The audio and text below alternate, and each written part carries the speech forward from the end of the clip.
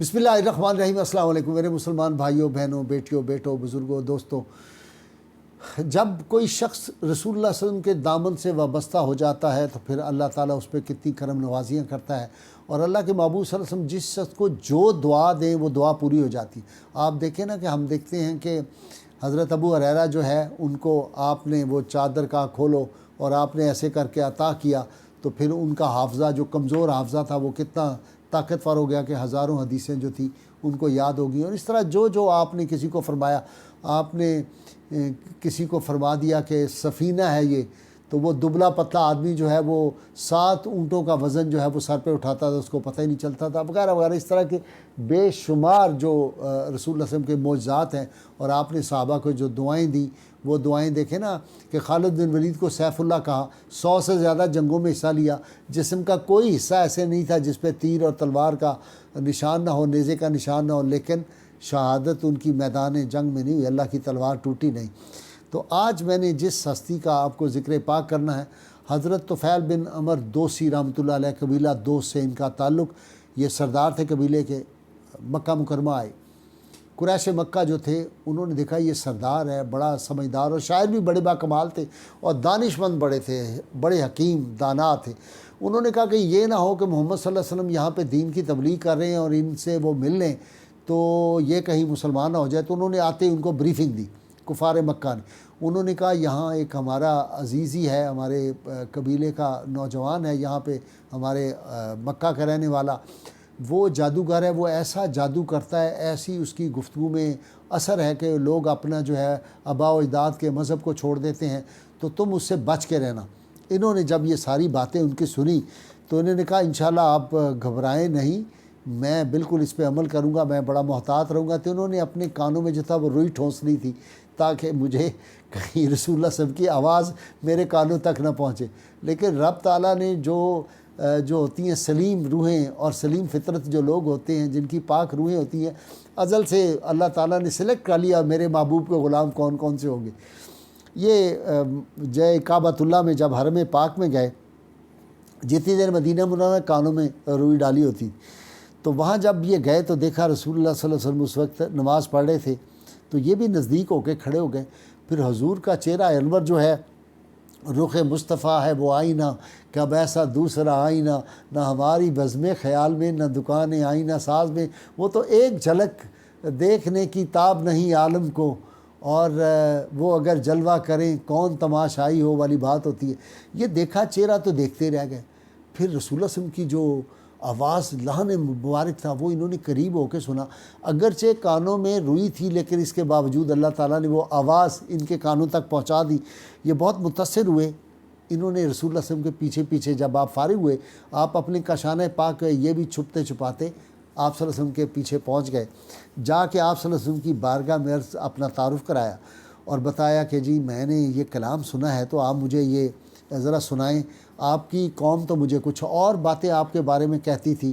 تو میں نے تو یہ کانوں میں روئی ڈالی ہوئی تھی، لیکن اس کے باوجود آپ کا جو کلام ہے اس نے مجھ پہ بڑا اثر کیا، مجھے اور کلام سنائیں۔ رسول اللہ صلی اللہ علیہ وسلم نے اور قرآن پاک کے کچھ حصے ان کو سنائے، تو کہتے ہیں کہ رسول اللہ صلی اللہ علیہ وسلم کی باتوں میں اتنی مٹھاس تھی کہ مجھے لگا کہ میرے دل پہ انہوں نے قبضہ کر لیا ہے، اور میں نے اسی وقت جو تھا وہ اس کلام کو جب سنا تو میں نے رسول اللہ صلی اللہ علیہ وسلم بارگاہ میں عرض کیا مجھے بھی اسلام میں داخل فرمائیں۔ آپ نے مجھے پڑھایا کلمہ شریف اور میں دائرہ اسلام میں داخل ہو گیا۔ تو پھر عرض کرتے ہیں یا رسول اللہ میں اپنے قبیلے کا سردار ہوں، لوگ میری بڑی بات سنتے ہیں، میں ان کے پاس جاؤں گا، مجھے کوئی ایسی نشانی عطا فرما دیں آپ، جب میں ان کے پاس جاؤں تو ان کو پتہ چلے کہ اس دین میں داخل ہونے کے پاس اس کے پاس کوئی نشانی آ گئی۔ تو آپ صلی اللہ علیہ وسلم نے دعا دی، اے اللہ اس کے لیے کوئی نشانی عطا فرما دے، تو ان کی آنکھوں میں ایک خاص قسم کی روشنی اور چمک آ گئی تھی۔ یہ جب اپنی آنکھوں میں جب پہنچے اپنے وطن میں واپس قبیلہ دوست میں، تو یہ پریشان ہوئے، انہوں نے کہا کہ کہیں یہ روشنی جو ہے یہ میری آنکھوں میں، میرے قبیلے والوں کو جب کہ مسلمان ہوں تو وہ کہیں یہ تو عجیب سی چیز اس کی آنکھوں میں ہے، یہ پتہ نہیں کوئی بطور سزا اس کے ہو گئی ہے، تو یا اللہ یہ جو روشنی ہے اس کو کسی اور جگہ پہ بدل دے۔ یہ دعا کی تو اللہ تعالیٰ نے اسی وقت ان کے ہاتھ میں جو چھڑی تھی، عصا تھا، وہ روشنی ان کے ہاتھ میں، وہ کوڑا قسم کی چیز تھی جو کوڑا ہوتا ہے، وہ رکھتے تھے ہاتھ میں، اس کے اندر روشنی آ گئی، جہاں سے کوڑا پکڑتے تھے وہ روشن ہو گیا۔ اب یہ لے کر اس روشنی کو تو اپنے جو تھے قوم کے لوگ ان کے گئے، سب سے پہلے اپنے والد سے جب ملاقات ہوئی تو والد آ کے ان سے معانقہ کرنے لگا، تو کہنے لگا ابا جان میں آپ سے معانقہ نہیں کر سکتا، اس لیے کہ میں تو اب دارِ اسلام میں داخل ہو گیا ہوں، میں مسلمان ہو گیا ہوں، تو میں آپ کو یہ بتانا چاہتا ہوں۔ تو والد نے سنا، انہوں نے کہا بیٹا تم اتنے میرے دانش مند بیٹے قابل فخر ہو، تم نے جو دین قبول کیا سمجھ کے کی ہوئے، میں مجھے بھی کلمہ پڑھاؤ۔ اسی طرح ان کی جب والدہ سامنے آئی ان کو بتایا تو والدہ نے کہا بیٹے مجھے آپ اتنے پیارے میرے قابل بیٹے ہو، میں بھی مسلمان ہوتی ہوں، یہ دار اسلام میں داخل ہو گئے۔ پھر آہستہ آہستہ لوگ جو تھے، ان کی بیوی آئی وہ بھی مسلمان ہو گئی، جو اور عزیز و اقارب تھے وہ بھی جو تھے وہ دار اسلام میں داخل ہونے شروع ہوئے۔ اور اس کے بعد کچھ لوگوں نے ان کی مخالفت کی تو یہ مکہ آئے، آپ صلی اللہ علیہ وسلم کی بارگاہ میں آ کے عرض کیا یا رسول اللہ صلی اللہ علیہ وسلم کوئی بد دعا فرما دیں، کچھ لوگ جو ہیں وہ مخالفت میری بڑی زور شور سے کر رہے ہیں، ان کے لیے بد دعا فرمائیں۔ اب دیکھیے رحمۃ اللہ عالمین صلی اللہ علیہ وسلم کا عمل مبارک کیا ہے۔ آپ نے کہتے ہیں کہ ہاتھ اٹھائے تو حضرت طفیل فرماتے ہیں کہ میرے دل میں آیا کہ اب میرا یہ خاندان جو میری بات نہیں جو لوگ مان لیں، میرے قبیلے کے برباد تباہ ہو جائیں گے، کیونکہ اللہ کے محبوب جو ہیں مستجاب الدعوات، ان سے بڑھ کے کون ہے، اللہ ان کی ہر بات فوری قبول فرماتے ہیں۔ تو کہتے ہیں جب ہاتھ اٹھائے تو اللہ کے محبوب نے فرمایا اے اللہ قبیلہ دوست کے لوگوں کو ہدایت دے، اے اللہ دوست کو راہ راست پہ رکھنا، اے اللہ دوست کو سیدھے راستے پر گامزن کرنا۔ کہتے ہیں کہ جب یہ آپ نے دعا فرمائی اور آپ نے مجھے فرمایا کہ اپنی قوم کے پاس واپس جاؤ، اب جا کے ان کو اللہ تعالیٰ کی طرف دعوت دو اور تم بڑی محبت اور نرمی سے ان سے پیش آنا، سختی نہ کرنا۔ کہتے ہیں جب میں نے آ کر رسول اللہ صلی اللہ علیہ وسلم کی ہدایت اور ارشاد کے مطابق جب میں نے تبلیغ شروع کی، اللہ تعالیٰ نے میری زبان میں وہ تاثیر پیدا کی کہ جوک در جوک ہمارا سارا قبیلہ جو تھا وہ دارِ اسلام میں داخل ہو گیا۔ اس سے ہمیں ایک سبق یہ بھی ملتا ہے